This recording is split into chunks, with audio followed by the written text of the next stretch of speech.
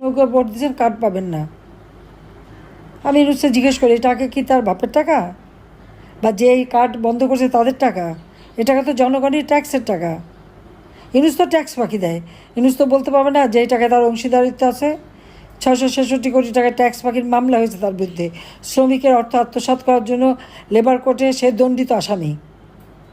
এ টাকা তো জনগণের টাকা। এ টাকা বন্ধ করার তার তো কোনো অধিকার নাই। আমি তো দলমত দেখিনি। 43 লক্ষ যদি আওয়ামী লীগ হয়, 57 লক্ষ তো আওয়ামী লীগ করে না, ভোট দেয় না। আমি তো তাদেরকেও দিয়েছি। তাহলে কেন এরা বঞ্চিত হবে? হিসাব একদিন নিতে হবে ওর কাছ থেকে। তার কত টাকা আছে সেই হিসাবটা আছে আমাদের। কত আয়কর ফাঁকি দিয়েছে সেটাও আছে। তার ব্যক্তিগত এবং তার 38টা কোম্পানি মিলে সে যে হাজার হাজার কোটি টাকা ট্যাক্স ফাঁকি দিয়েছে। মামলার রায় তো 666 কোটি টাকা ট্যাক্স ফাঁকির মামলার রায় হওয়ার কথা 6 তারিখে, 5 তারিখেই চেষ্টা করলো আমাকে আর রেহানাকে হত্যা করবে। জানি না, আল্লাহ রাব্বুল আলামিন প্রত্যেকবারই বাঁচিয়ে দেয়। এবারেও আমি জানতাম না যে আমি কোথায় যাচ্ছি, এবারেও বাঁচিয়ে দিয়েছে। বেঁচে যখন আছি, বাংলাদেশে তো ফিরবো অবশ্যই, এবং সেদিন বেশি দূরে না। এবং এই ইউনুস এবং তার গং, ওই উপদেশটা চোর সবকটা, আর তার ওই এনসিপি পার্টি একসময় সব ছাত্রলীগ করতো। ও গণভবনে যে আমার সাথে খুব ছবি আছে, এক বঙ্গবন্ধু যে একেবারে কেঁদে যার যার। তারপরেই ওই ইউনুসের টাকা আর শিবিরের টাকাকে উল্টে গেল সব। আর বিএনপি জামাত শিবির যখন সব জায়গা দখলে ব্যস্ত, প্রত্যেকটা ইউনিভার্সিটি, শিক্ষা প্রতিষ্ঠান সব জায়গায় তাদের লোক বসাতে ব্যস্ত, আর বিএনপির লোকেরা তখন লুটপাটে ব্যস্ত। আওয়ামী লীগ শেষ করে দেবে, খুন করে শেষ করবে আর লুটপাট করবে। নারী ধর্ষণ, শিশু নির্যাতন, হাত কাটা, পা কাটা, রক কাটা। এই শিবিরের হাতে আমাদের কত নেতাকর্মী মারা গেছে। ছোট শিশু, তার জন্য দুধ কিনতে, ওষুধ কিনতে যেয়ে মাসুদ যে মেরে ফেলে দিল। এরকম তো এই রাজশাহী বিভাগে তো অনবরত এই ধরনের ঘটনা ঘটে যাচ্ছে। আমরা তো কোনোদিন রিভার্স দিতে যাইনি, আমরা বিচার করেছি, কিন্তু তার ফলাফলটা কী? আজকে যারা গুম খুনের কথা বলে, কত আওয়ামী লীগ নেতাকর্মী গুম হয়েছে কেউ বলতে পারবে? নদীতে লাশ ভেসে যায়, কার লাশ সেটাও তো কেউ জানে না। অথচ আমাদের অগণিত আওয়ামী লীগ কর্মী নেতাকর্মীদের খবর নেই। পুলিশ হত্যা করে ফেলে গুম করে দিয়েছে, আজ যারা হত্যা করে গুম করেছে। আজকে পুলিশের একেবারে পুলিশকে ধ্বংস করেছে। এখন সেটা আমাদের সশস্ত্র বাহিনী, এই সশস্ত্র বাহিনীকে ধ্বংস করতে বসেছে ইউনুস। আপনারা দেখেন, যারা কর্মরত, যারা তার ডিউটি, তাদেরকে দায়িত্ব দেওয়া হয়েছে, তাদের বিরুদ্ধে মামলা। আজকে সশস্ত্র বাহিনীর 28 জন 29 জন অফিসারের বিরুদ্ধে মামলা দিয়েছে, তাদের নাকি চার্জশিট দেবে, তাদেরকে শাস্তি দেবে। কেন? তারা তো উপরে নির্দেশ মান্য করেছে, পুলিশ উপরে নির্দেশ মান্য করেছে, পুলিশকে মেরে মেরে পা বেঁধে ঝুলিয়ে রেখেছে।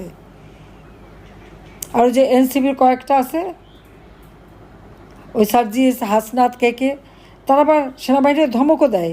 আমি জানি না সেনাবাহিনীর কি মানে, তাদের কি শক্তি ক্ষয় হয়ে গেছে? এগুলি ধরে সোজা ধরে নিয়ে যেতে পারে না, তাহলে তো জবাব পেয়ে যায়। আজকে তারা আমাদের সশস্ত্র বাহিনীকে ধ্বংস করে দিচ্ছে।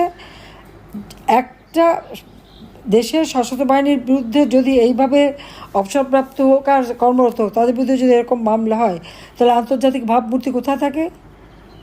তখন গুলি করবে না, বা যারা এই যে একের পর এক অগ্নিসন্ত্রাস করে যাচ্ছে তাদের বিরুদ্ধে কিছু বলবে না, পারলে ফুলের মালা দিয়ে আনে। কেন? জাতিসংঘে যেতে পারবে না, শান্তিরক্ষা মিশনে। আজকে কি হয়ে গেল তাদের? ওইটুকু বেইমানি না করে মানুষের পাশে যদি দাঁড়াতো, এই সন্ত্রাসীদের সাথে না থেকে, তাহলে হয়তো এই দিন সেনাবাহিনী দেখতে হতো না।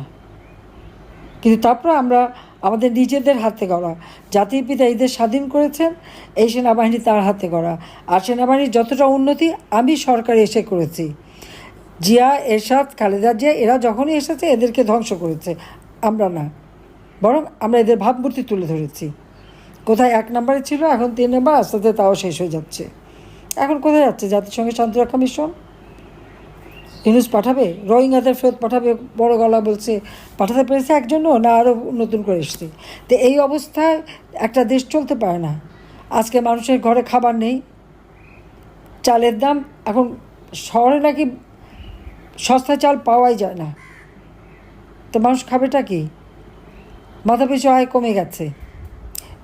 প্রবৃদ্ধি যেখানে আমি 6.7 রেখে এসেছিলাম, সেটা এখন 3-এ দেখাচ্ছে, 3-এ নেমে গেছে, তার থেকে বেশি 2-এ নেমে গেছে। কোনো একটা কাজ হচ্ছে না, দেশটাকে একেবারে অচল করে দিল। আর টাকা পাচার, সমানে টাকা পাচার করে যাচ্ছে। এলসি খুলতে পারে না ব্যবসায়ীরা, ব্যাংকে ডলার জমা হচ্ছে, এলসি নাই, ব্যবসা নাই, ক্যাপিটাল মেশিনারিজ আসে না। এই 1 বছরের উপরে কোনো বিনিয়োগ হয়নি, না সরকারি, না বেসরকারি, না বিদেশি, কোনো বিনিয়োগ নাই।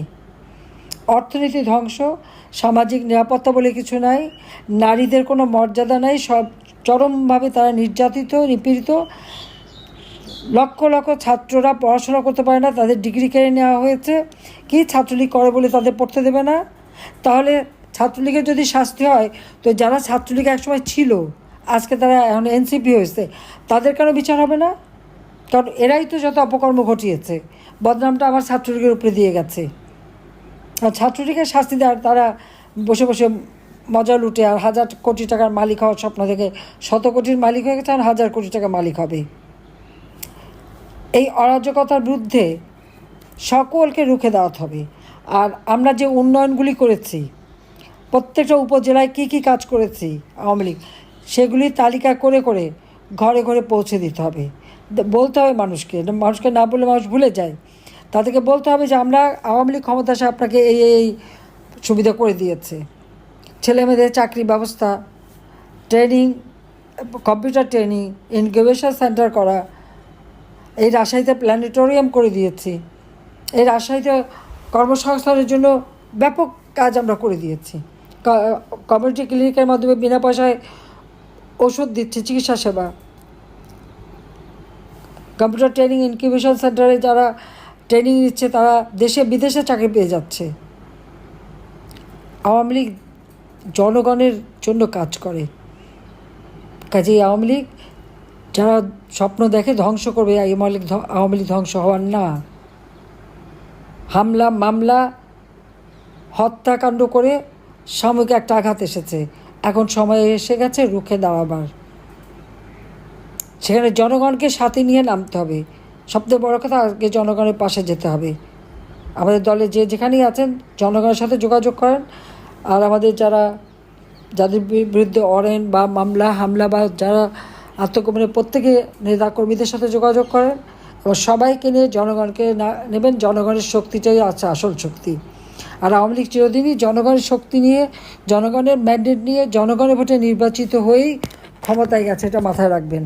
কখনোই পিছনের দরজা দিয়ে আওয়ামী লীগ ক্ষমতায় যায় নাই, ইনশাল্লাহ যাবেও না। আওয়ামী লীগ জনগণের শক্তিতে বিশ্বাস করে। দেশকে আমাদের রক্ষা করতে হবে এই জালেমদের হাত থেকে। সুদখোর, আয়কর ফাঁকি, মানবতা লঙ্ঘনকারী, ফ্যাসিস্ট, জঙ্গি ইউনূসের হাত থেকে দেশকে রক্ষা করার জন্য প্রত্যেকে ঐক্যবদ্ধ হতে হবে এবং এক হয়ে কাজ করতে হবে। তারপর যার যা কিছু আছে সেই নিয়েই প্রস্তুত হতে হবে। আর ওই মব ভায়োলেন্স করবে আর বসে বসে মার খাবেন, তা হবে না। নিজেদেরও প্রস্তুতি থাকতে হবে, তারপর দেখা যাবে কে কত ধানে কত চাল। কাজে সবাই সেইভাবে নিজেদেরকে শক্তিশালী করেন। আমি তো আছি আপনাদের পাশে, যখন যা লাগবে আমরা দেখব। যারা আহত, নিহত, ঘরবাড়ি পোড়া, অবশ্যই আমি যখনই সুযোগ পাবো তাদের সবাইকে, সকলের জন্য ব্যবস্থা করে দেবো। যে ছাত্র আজকে পড়াশোনা করতে পারছে না, তারা যদি ভবিষ্যতে পড়াশোনা করতে পারে, সেই ব্যবস্থা করব। আমি অনেকের সাথে আমার কথা হয়, আমি কথা বলি। আমার দেখো, আমাদের জীবনেও এমন হয়েছে, আব্বা জেলে চলে গেছে, স্কুলে যাওয়া বন্ধ হয়ে গেছে, 1 বছর গেল, আবার জেলে, আবার বন্ধ, আবার 1 বছর গেল। এইভাবে কিন্তু আমরা ধাক্কা খেয়ে খেয়ে পড়াশোনা করে উঠে এসেছি। কাজে লেখাপড়ার কোনো বয়স থাকে না। ডিগ্রি কেড়ে নিলে বিদ্যা কেড়ে নিতে পারে না। ওই শেখ ফজলুল হক মনি, আসমত আলী শিকদার, তাদেরও ডিগ্রি কেড়ে নিয়েছিল আইয়ুব খান, মোনায়েম খান, কিন্তু তাদের শিক্ষা তো কাটতে পারেনি, বিদ্যা তো কাটতে পারেনি। তারা আবার পড়াশোনা করে ডিগ্রি নিয়েছে। আমাদের ছাত্ররা যারা, তারাও আবার পাবে। আজকে প্রত্যেকটা ইলেকশনে শিবির যেতে আর ছাত্রদল হেরে যাচ্ছে। ছাত্রদের লজ্জা হয় না? তারা তো ছাত্রলীগের বিরুদ্ধে লিখেছিল, এখন কেমন লাগে? এরপরে তো ছাত্রদলকে আর বিএনপিকে তো এখন ওই শিবির আর জামাতের কাছে ধর্ণা দিতে হবে, এই অবস্থায় তারা নামছে এখন।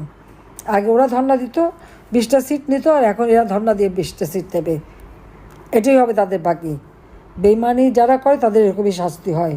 আর এই যুদ্ধাপরাধীরা আজকে তারা ফাঁকা মাঠ পেয়ে আর ভোট চুরি করে জিতে যাচ্ছে সব জায়গায়। এই জেতা না, তাদের অপকর্মের কথা মানুষ কোনোদিন ভুলবে না। ওই মা বোনের ইজ্জত লোটার কথাও কোনোদিন ভুলবে না। বুদ্ধিজীবী হত্যার কথা কোনোদিন ভুলবে না। 30 লক্ষ শহীদের রক্তের কথা কোনোদিন ভুলবে না। সাময়িক একটা আঘাত এসেছে, আমরা এখান থেকে অবশ্যই উত্তরণ ঘটাবো। দেশকে আবার আমরা এগিয়ে নিয়ে যাব, উন্নত সমৃদ্ধ সোনার বাংলাদেশ ইনশাল্লাহ গড়ব। সবাই ভালো থাকেন, সুস্থ থাকেন। জয় বাংলা, জয় বঙ্গবন্ধু, বাংলাদেশ চিরজীবী হোক। খোদা হাফেজ।